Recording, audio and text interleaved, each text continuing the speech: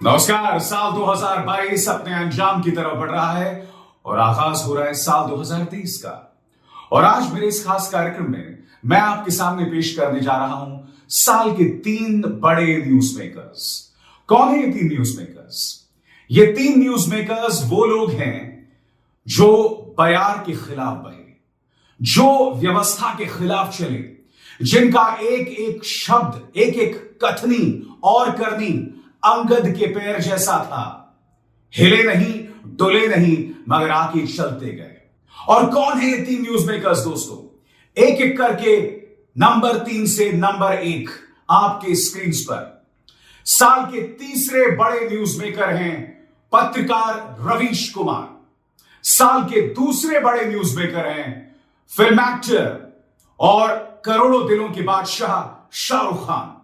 और साल के सबसे बड़े न्यूज मेकर हैं कांग्रेस के सबसे बड़े चेहरे राहुल गांधी। और मैं एक एक करके अब आपके सामने चर्चा करने जा रहा हूं कि आखिर मुझे क्यों लगता है कि ये 3 चेहरे साल के 3 बड़े न्यूज मेकर्स हैं। शुरुआत मैं करना चाहूंगा रवीश कुमार से, जो इत्तेफाकन मेरे बहुत अच्छे दोस्त भी हैं।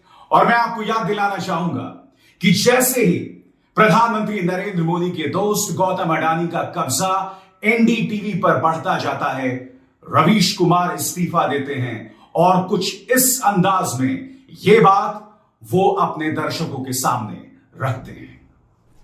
नमस्कार, मैं रवीश कुमार। आपका अंदाज़ा सही है कि क्या कहने जा रहा हूं, लेकिन गुजारिश है कि जो भी कह रहा हूं उसे धीरज के साथ सुनिएगा। भारत की पत्रकारिता में स्वर्ण युग तो कभी था भी नहीं, लेकिन आज के दौर की तरह भस्म युग भी नहीं था। भस्म युग से मेरा मतलब है जहां इस पेशे की हर अच्छी बात तेज़ गति से भस्म की जा रही हो। यह दिन भी आना ही था। इस देश में अलग अलग नाम वाले अनेक चैनल हो गए हैं, मगर सब हैं तो गोदी मीडिया ही। उसका परिवेश, उसका इकोसिस्टम, पत्रकारिता का और माहौल सब खत्म कर दिया गया है। मगर पत्रकारिता करने और कराने का दावा भी सब कर रहे हैं। खासकर वो भी कर रहे हैं जो उसी सत्ता का हिस्सा माने जाते हैं, उसी के रूप में देखे जाते हैं, जिसकी ताकत से हर दिन पत्रकारिता इस देश में कुचली जा रही है। कितने लोगों ने साथ दिया है। इन अनुभवों के बारे में कभी भी वस्तुनिष्ठ तरीके से नहीं बोला जा सकता, और आज के दिन तो बिल्कुल नहीं, क्योंकि कई बार तथ्यों के साथ भावनाएं मिल जाती हैं और भावनाओं के तूफान में बहुत सारे तथ्य छूट जाते हैं। बेहतर है कि इसे संक्षिप्त ही रहने दिया जाए। जो आदरणीय शख्स हैं उन्हें मैं याद कर ही रहा हूँ। काफ़ी सारी शानदार यादें हैं एनडीटीवी में, अब दोस्तों के बीच सुनने सुनाने के काम आएंगी। तो रवीश कुमार ने इस्तीफा दे दिया, मगर मुझे क्यों लगता है कि वो साल के तीसरे बड़े न्यूज मेकर हैं? तो मैं आपको पहली बार पेश करने जा रहा हूं रवीश कुमार के साथ जो मेरी निजी बातचीत हुई। दोस्तों, मैं नहीं भूला हूं जब गौतम अडानी का कब्जा बढ़ता जा रहा था एनडीटीवी पर और मैं ये तमाम कार्यक्रम आपके सामने कर रहा था, तब मेरी रवीश कुमार से बात हुई। मैंने रवीश से कहा कि रवीश, बहुत जरूरी है कि तुम्हारे जैसा चेहरा मुख्य धारा के न्यूज चैनल में रहे, और तुम एनडीटीवी तभी छोड़ो जब गौतम अडानी या जो नई व्यवस्था वहां आएगी वो तुम्हारे लिए ऐसे हालात पैदा कर दे कि तुम्हें छोड़ना पड़े। तो रवीश ने मुझे एक बात कही। रवीश ने कहा, अभिसार, एक बात बताओ, तुमने एबीपी न्यूज क्यों छोड़ा? क्योंकि तुम भी जानते थे कि जिस तरह की खबरें तुम करना चाहते हो, जिस तरह की पत्रकारिता तुम करना चाहते हो, जन सरोकार की पत्रकारिता, व्यवस्था से सवाल करने की पत्रकारिता, वो तुम एक मुख्य धारा के न्यूज चैनल में नहीं कर सकते थे, खासकर उस न्यूज चैनल पर जिस पर सरकार का दबाव है। और जब एनडीटीवी पर गौतम अडानी का कब्जा हो ही गया है, तो उसके बाद मेरी जैसी पत्रकारिता यानी कि रवीश कुमार की पत्रकारिता की जगह कहां रहती है? रवीश ये भी कहते हैं कि अगर मैं नई व्यवस्था में काम करते रहता तो एक नया संपादक आता, वो रोज मुझे ताने मारता, वो रोज मुझसे कहता कि आप अपने कार्यक्रम में ये दिखाइए, वो दिखाइए। रवीश ने कहा कि मुझे इस तरह से बेइज्जती नहीं सहनी है, क्योंकि मैं देख सकता हूं आगे क्या होने वाला है। और मैं रवीश की इस बात से इत्तेफाक रखता हूं। क्योंकि मैंने खुद इन तमाम चीजों का सामना किया था जब मैं एक न्यूज चैनल में काम कर रहा था। मैं जानता हूं कि उस न्यूज चैनल में मेरे आखिरी 6 महीने किसी नर्क से कम नहीं थे। हालांकि मैंने बहुत विस्तार से उस बारे में बातचीत नहीं की है, कभी बाद में करूंगा। कहने का अर्थ यह है कि रवीश कुमार ये समझ गए थे कि आने वाले दिनों में उन्हें किस तरह की चुनौतियों का सामना करना पड़ता है। और आप जानते हैं, रवीश कुमार ने जैसे ही इस्तीफा दिया, उन्होंने कई इंटरव्यूज दिए और उन सब इंटरव्यूज में उन्होंने एक शख्स पर हमला बोला, गौतम अडानी। और गौतम अडानी को एक नया नाम दिया गया, गोदी सेठ।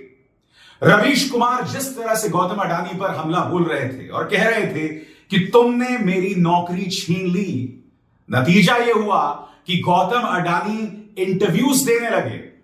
दैनिक जागरण का यह इंटरव्यू अपने आप में इतना हास्यास्पद है दोस्तों कि कहीं पर रिपोर्टर का नाम ही नहीं है और दैनिक जागरण के पहले पन्ने पर यह पूरा इंटरव्यू दिखाया गया था दोस्तों। रवीश कुमार के उस कथन के चलते बाद में गौतम अडानी इंडिया टुडे को भी इंटरव्यू दिया। उन्होंने इंडिया टुडे के वरिष्ठ पत्रकार राज चेंगप्पा को उन्होंने इंटरव्यू दिया। और एक और बात, अब वो जल्द रजत शर्मा की आपकी अदालत में भी आने वाले हैं। यानी कि गौतम अडानी अपनी छवि को लेकर बुरी तरह से हिल गए हैं। मगर जब रवीश कुमार ये कहते हैं कि उनकी वजह से एनडीटीवी को खरीदा गया, क्या यह बात सही है? कई लोगों ने इस बात की आलोचना की। कई लोगों ने यह भी कहा कि जिस तरह से उन्होंने इंटरव्यूज दिए, रवीश कुमार ने पूरे मामले को खुद के बारे में बता दिया। तो क्या मैं रवीश की इस बात से इत्तेफाक रखता हूं? कुछ हद तक रखता हूं और कुछ हद तक नहीं। मैं आपको बताता हूं, एनडीटीवी पर कब्जा सिर्फ इसलिए नहीं किया गया क्योंकि रवीश कुमार को बेरोजगार करना था। वो एक पहलू था। मैं आपको कई बार बता चुका हूं, प्रधानमंत्री नरेंद्र मोदी की नाराजगी एनडीटीवी से आज की नहीं है दोस्तों। साल 2002 में जब गुजरात में दंगे हुए थे, उस वक्त एनडीटीवी ने जिस तरह से पत्रकारिता की थी, उस वक्त से लेकर अब तक नरेंद्र मोदी उनसे नाराज थे। साल 2008 में एक भोजन के दौरान, जिसमें कई पत्रकार मौजूद होते हैं, एनडीटीवी के संस्थापक डॉक्टर प्रणॉय रॉय प्रधानमंत्री नरेंद्र मोदी से, जो उस वक्त मुख्यमंत्री हुआ करते थे, कुछ कठिन सवाल पूछते हैं। नरेंद्र मोदी उनसे इस कदर नाराज हो जाते हैं कि वो उस लंच को छोड़कर चले जाते हैं।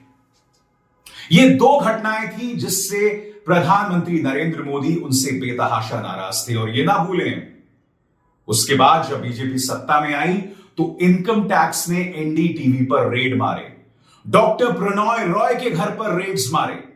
बात वहां नहीं रुकी, कई बार डॉक्टर प्रणॉय रॉय को प्रवर्तन निदेशालय और इनकम टैक्स में हाजिरी लगानी पड़ी।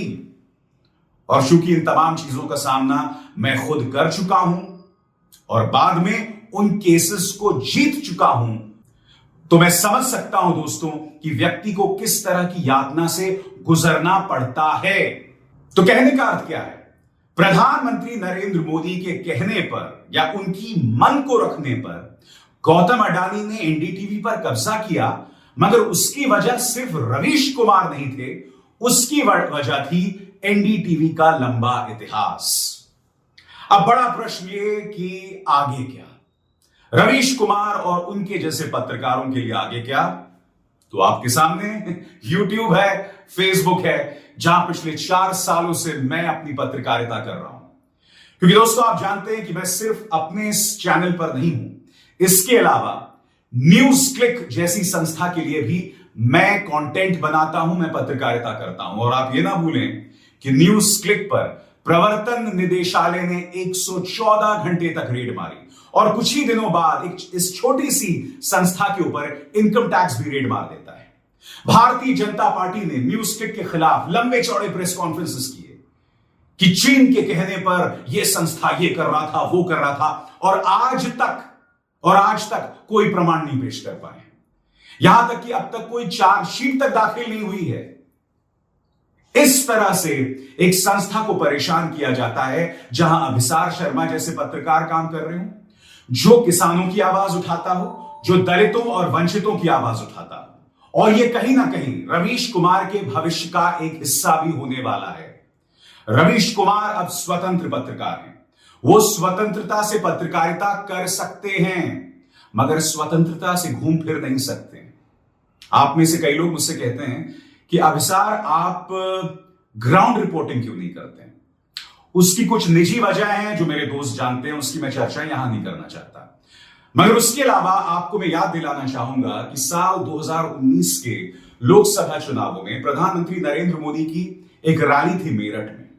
न्यूज क्लिक की टीम उस रैली को कवर कर रही थी।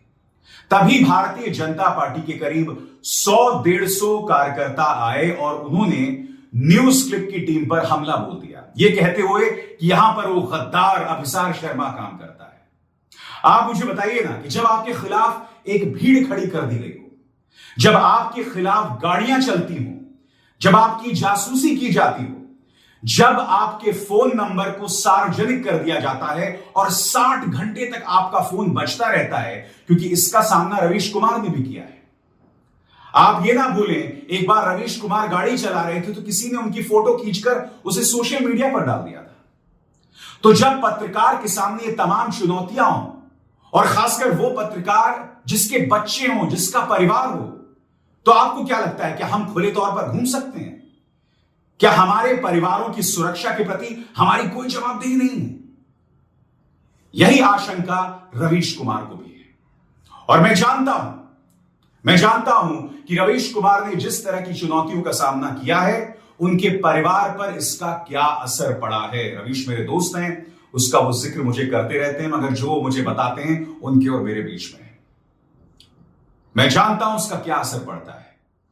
अपने बारे में मैं आपको सिर्फ इतना बता सकता हूं दोस्तों कि मेरी पत्रकारिता का खमियाजा, मेरी पत्रकारिता की कीमत मेरी पत्नी ने भी चुकाई है।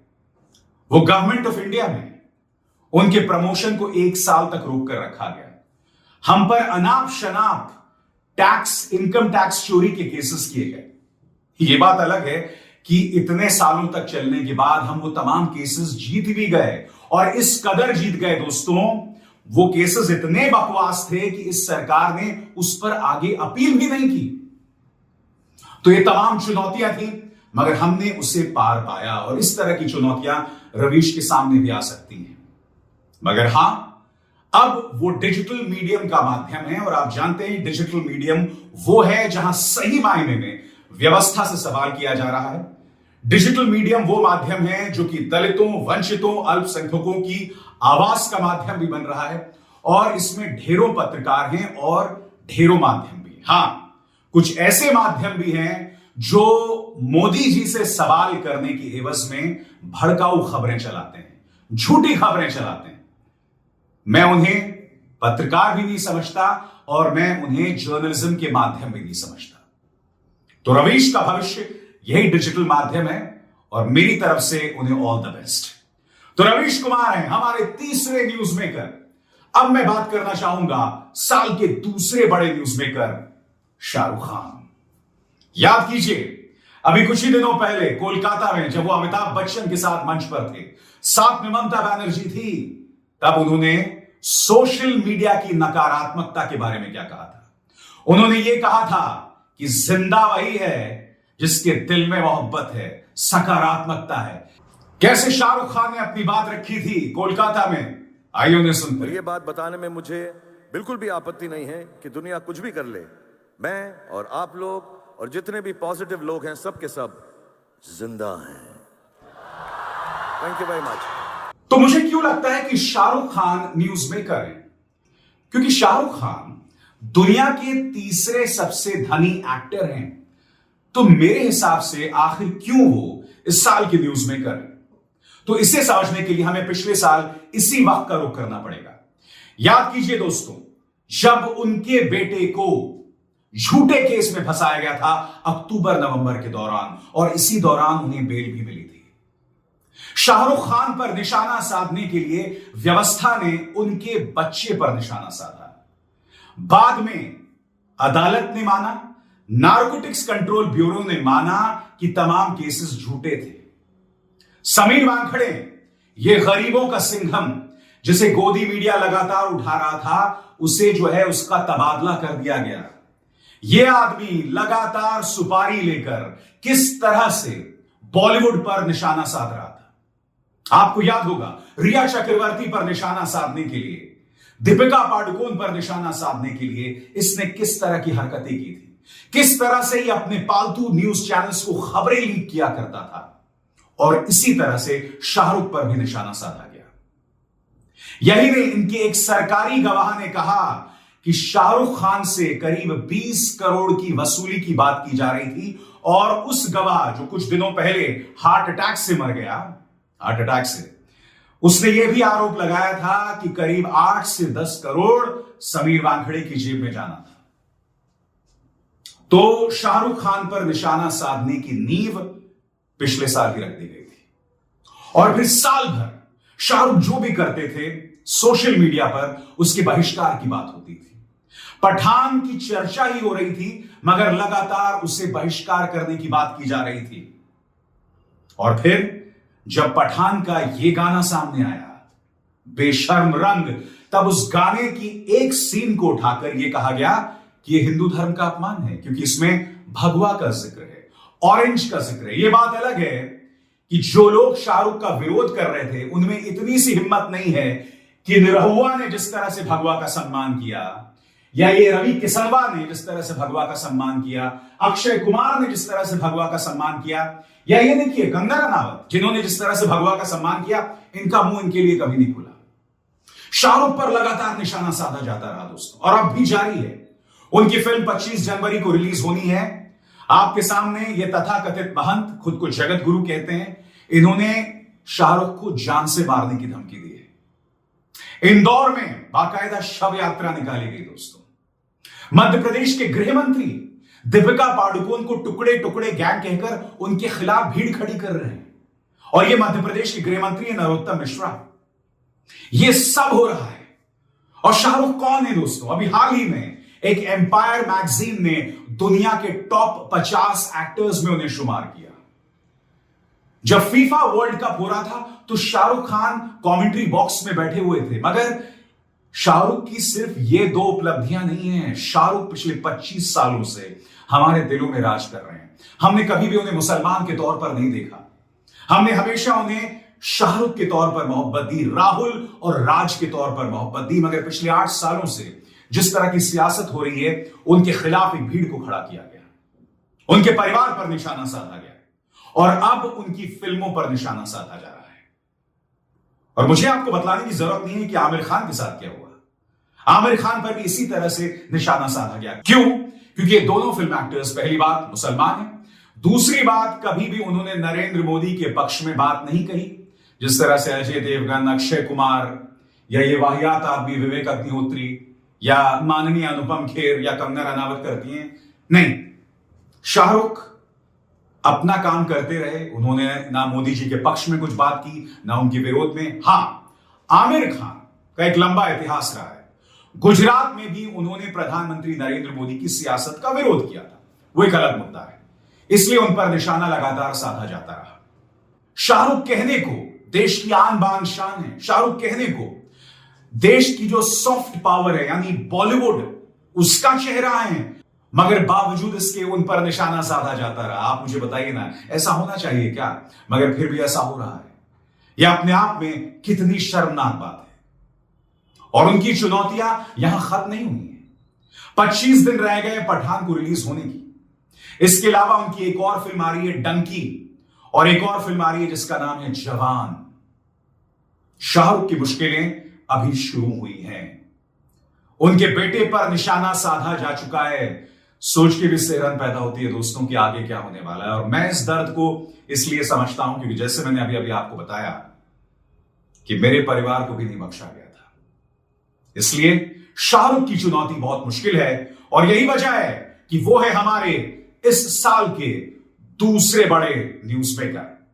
और कौन है साल का सबसे बड़ा न्यूज़मेकर? सुनिए वो क्या कह रहे हैं। डरो मत, किसी चीज से डरो मत। मैं नरेंद्र मोदी की बात नहीं कर रहा हूं, मैं आरएसएस की बात नहीं कर रहा हूं। जिंदगी में किसी चीज से डरो मत, कभी नहीं डरो। और दूसरी बात सुनो, अगर डरोगे नहीं तो किसी से नफरत करोगे नहीं, हो ही नहीं सकता। तो अपने दिल में से डर को निकाल दो और जो ये देश है इसमें नफरत मत फैलाओ, इसमें भाईचारा और प्यार फैलाओ। देशभक्ति करनी है, देशभक्ति। देश को बांटने से नहीं होती। एक तरफ झंडे को सलूट मारा, दूसरी तरफ एक भाई को दूसरी भाई से लड़ा दिया। ये देशभक्ति नहीं है, ये देश को कमजोर करने का काम है। नांदेड़, महाराष्ट्र, हिंदुस्तान के युवा से मेरा एक ही मैसेज है, डरो मत और नफरत को अपने दिल से मिटा दो और देश के लिए काम करो। आखिर मैं क्यों मानता हूं कि राहुल गांधी इस साल के सबसे बड़े न्यूज मेकर हैं? रवीश कुमार पर पिछले 6 या 7 सालों में उनकी पत्रकारिता पर हमला किया गया, उन पर हमला किया। शाहरुख खान पर भी पिछले 3 या 4 सालों में यह हमला उग्र हुआ, मगर राहुल गांधी की छवि को बर्बाद करने की नींव साल 2009-2010 में रख दी गई थी। मैं आपको बतलाना चाहता हूं दोस्तों, उड़ीसा के नियामगिरी में वेदांत समूह नाम का औद्योगिक जो समूह है, इंटरनेशनल औद्योगिक समूह है, वो बॉक्साइट की माइनिंग करना चाहता था। राहुल गांधी उस वक्त आदिवासियों के साथ खड़े हो गए, ये ना भूलें उस वक्त वो सत्ता में थे। इस घटना के बाद तमाम जो उद्योगपति हैं उनमें एक डर बैठ गया कि कहीं राहुल गांधी तमाम जो औद्योगिक घराने हैं उन पर निशाना तो नहीं साधेंगे अगर वो 2013-14 में दोबारा सत्ता में आ गए। लिहाजा एक वकील की मदद से, जो बाद में जाकर मोदी सरकार में मंत्री बने और फिर उनकी मौत भी हो गई, उनका स्वर्गवास हो गया, राहुल गांधी की छवि को बर्बाद करने की नींव उसी वक्त से औद्योगिक घरानों और भाजपा से जुड़े इस वकील और इस नेता ने रची। और यह साजिश रची गई अपने कुछ पालतू पत्रकारों को सामने रखकर। यही नहीं दोस्तों, राहुल गांधी जो भी करते हैं उसको लेकर एक झूठी और भ्रामक जानकारी फैलाई जाती है। अभी हाल ही में 2 मिसालें। भंवर जितेंद्र सिंह अपना शूलेस बांध रहे थे, मगर अमित मालवीय जो हैं, उन्होंने ये कहा कि वो राहुल गांधी के शूलेसेस बांध रहे थे। कल ही राहुल गांधी जो है वो प्रवेश करते हैं कांग्रेस के मुख्यालय में और पत्रकार उनसे पूछते हैं कि भाई आपकी ये टी शर्ट कब तक चलेगी? तो उन्होंने कहा जब तक चलेगी चलेगी, बाद में बंद कर देंगे। मगर अमित मालवीय जो है उसने फिर झूठी जानकारी पेश की कि राहुल गांधी कह रहे हैं कि भैया जब तक भारत जोड़ो यात्रा चलेगी चलेगी, बाद में बंद कर देंगे। अमित मालवीय को भूल जाइए, स्मृति ईरानी लगातार राहुल के बारे में झूठ बोलती हैं, हालांकि खुद सिली सोल्स के किसी मुद्दे पर जवाब नहीं देती हैं, ना पत्रकार उनसे सवाल पूछते हैं। कहने का अर्थ है कि राहुल गांधी की छवि को बर्बाद किया गया और अब उन्होंने शुरू की है भारत जोड़ो यात्रा। भारत जोड़ो यात्रा दोस्तों, बड़ा प्रश्न ये कि क्या भारत जोड़ो यात्रा राहुल गांधी की छवि को सुधार पाएगी? क्या वो कांग्रेस को सत्ता तक पहुंचा पाएगी? क्योंकि मकसद यही है। चुनौतियां बेतहाशा हैं, क्योंकि ये ना भूलें राहुल गांधी ने जब से भारत जोड़ो यात्रा शुरू की है उन पर निशाना साधने की कोई कसर नहीं छोड़ी जा रही है। भाजपा ने अपने प्रचार तंत्र का इस्तेमाल किया उन पर लगातार निशाना साधने के लिए। बार बार झूठ बोला गया, उनकी यात्रा को इनके पालतू मीडिया ने टुकड़े टुकड़े गैंग बताया। ऊपर से सलमान खुर्शीद जैसे महान नेता जो उनकी तुलना भगवान राम से करके बेवजह एक विवाद को जन्म देते हैं। इस वक्त राहुल गांधी की यात्रा पर विराम है, 3 जनवरी से फिर से वो शुरू करने जा रहे हैं, मगर अब वो प्रवेश कर रहे हैं पंजाब और कश्मीर की तरफ। दोनों ही संवेदनशील हैं सुरक्षा की निगाह से, इसलिए यह बहुत बड़ी जिम्मेदारी बन जाती है केंद्र सरकार की कि वो राहुल गांधी को पूरी सुरक्षा दे। उनके सामने एक वाकई बहुत बड़ा खतरा मुंह बाहे खड़ा हुआ है और इसे नजरअंदाज नहीं किया जा सकता। और चूंकि साल 2024 में लोकसभा चुनाव में बहुत ज्यादा वक्त रह नहीं गया है, इसलिए मैं दावे के साथ कह सकता हूं कि राहुल गांधी पर निशाना साधने की कोई कसर नहीं छोड़ी जाएगी। तमाम हदों को पार किया जाएगा और इसमें साथ मिलेगा पापा की परियों और इन तमाम गुल्लुओं और कालुओं का। मगर यही तो चुनौती है, इसीलिए मैंने कहा कि वो मेरे न्यूज मेकर नंबर 1 हैं, क्योंकि वो व्यवस्था के खिलाफ बहे, आंधी के खिलाफ चले, इसलिए बने न्यूज मेकर नंबर 1। अब इसार शर्मा को दीजिए इजाजत।